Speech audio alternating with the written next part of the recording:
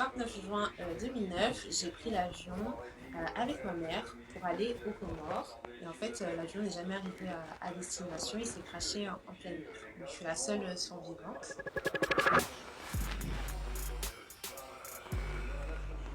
C'était vraiment la première fois, on va dire, que je prenais l'avion, que j'avais 12 ans au moment des faits. Pour y aller, on avait pris la compagnie Yemenia Airways. On était à bord 153. On nous a annoncé l'atterrissage. Moi, je sens qu'il y a des turbulences. Et d'un coup, j'ai un trou noir.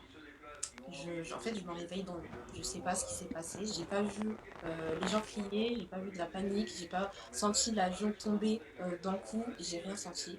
Et d'un coup, je me retrouve dans l'eau la nuit, toute seule. En face de moi, je vois trois débris d'avion. Donc, je comprends qu'il y a eu un accident.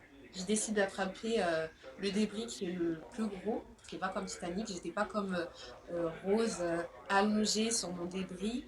Non, je prends conscience qu'il y a des femmes qui appellent à l'aide, qui crient, qui pleurent. Donc j'appelle à l'aide aussi. Et on va dire sans vraiment grand espoir, puisqu'il n'y avait personne. Je voyais personne. Il faisait nuit, très peu de lumière. C'était juste éclairé en fait avec les étoiles et la lune. Et je m'endors sur mon débris d'avion, toujours agrippée. Et je me réveille le lendemain matin. Je vois au loin une île et j'essayais de rejoindre en fait l'île en nageant toujours en fait agrippée à mon débris et j'avais l'impression de faire du surplace. Au moment de l'accident, la nuit, j'étais parfaitement logique et j'avais vraiment conscience qu'il y avait eu un crash, mais le lendemain, en me réveillant, en étant seule, je suis rentrée dans un délire complet. Et je me suis dit, en fait, tout le monde est arrivé, y compris ma mère. En fait, c'est cette idée-là qui m'a permis de tenir le sens. Ma mère, elle m'a dit, je ne peux pas lâcher, même si j'ai eu envie, même si j'ai eu envie de lâcher, parce que le temps est long. 10 heures comme ça, on ne s'en rend pas compte, mais quand tu es toute seule dans l'eau, ça paraît une éternité. Puis arrive un moment où j'entends des voix d'hommes qui m'appellent.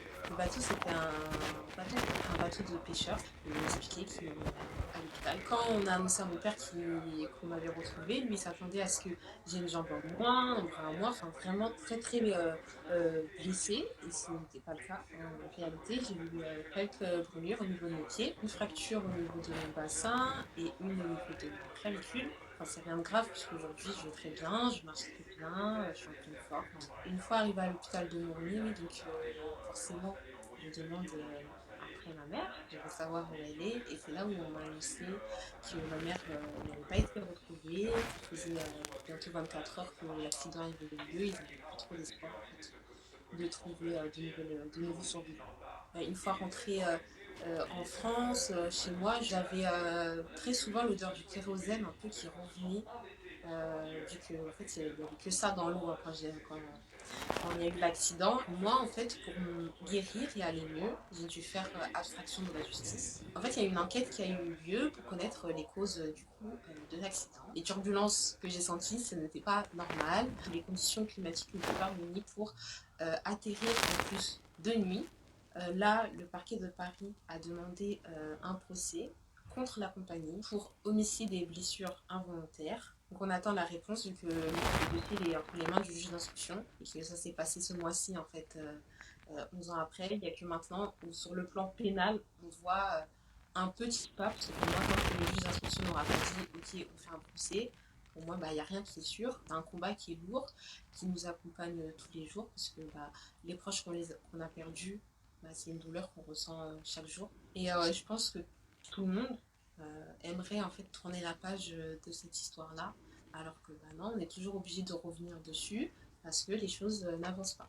La chose, on va dire, avec laquelle j'ai mis le plus de temps à réaliser, c'était que j'étais vraiment la seule survivante. Ça, j'ai eu du mal à perdre espoir. Pour moi, on allait forcément retrouver des gens, y compris ma mère. J'ai pas gardé de traumatisme.